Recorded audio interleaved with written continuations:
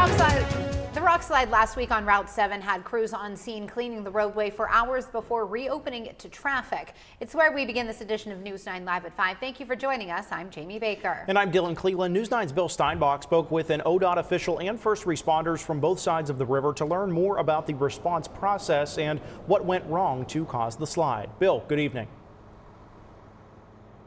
Yeah, thank you very much, Dylan and Jamie, and good evening. I'm over in Brooke County looking at Route 7 behind me and that hillside blasting where last week those major rocks came down that blocked the road in both directions for about 24 hours or so. Today I spoke with ODOT to learn some of the details of what exactly led to those events happening, and also we caught up with some first responders to learn about the protocols that are in place in instances such as this. The blast and rock slide happened last Thursday when crews were taking part in their daily blasting when a large amount of debris fell onto the roadway that left both lanes blocked for over 24 hours. I spoke with Ohio Department of Transportation spokesperson Lauren Burell to learn what went wrong. What happened last week? What kind of reasons, obviously, with the blasting there, but can you speak to anything that maybe went wrong or what led to that, or is this just kind of part of the process of things that could go wrong? The blast that was used was the same as all the blasts before it. There was nothing different. However, obviously there was something that went awry with that blasting to cause such excessive debris.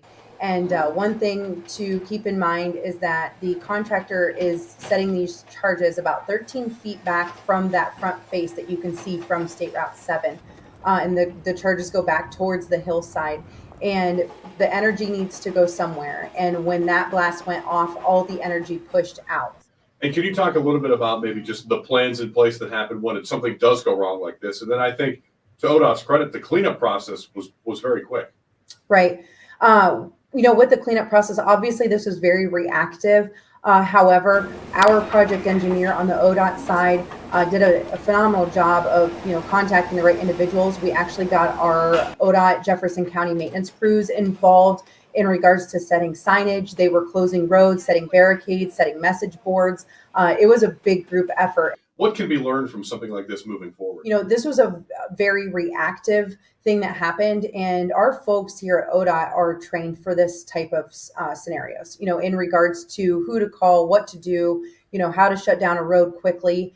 Our project engineers, it's not something necessarily that they do on a regular basis. Our maintenance crews and our, of course, county managers and transportation managers deal with this on a regular basis. But, we have a lot of training and information in place that we can roll with things. If something would happen and we need to react quickly to get the word out there. First responders on both sides of the river were also a part of handling the closures, handling changing traffic patterns, and having a plan of backup routes at the ready to prepare for all incidents that could have happened during an extended road closure. Basically, when something like that occurs, first of all, we have to see how it's going to affect our department and any calls that we would go to.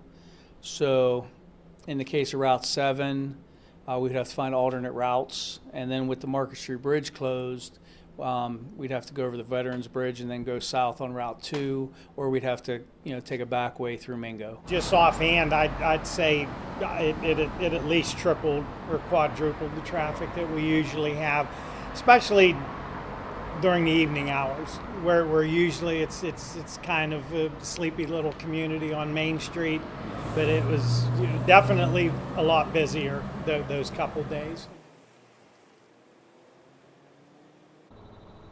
Now, during my conversation with Burell from ODOT earlier today, she said this issue last week will not affect the overall timeline of construction here on State Route 7, but they will be taking some time off from those blasting operations as they conduct an investigation to prevent that from happening in the future. For now, reporting in Brooke County, I'm Bill Steinbach for News 9 Live at 5.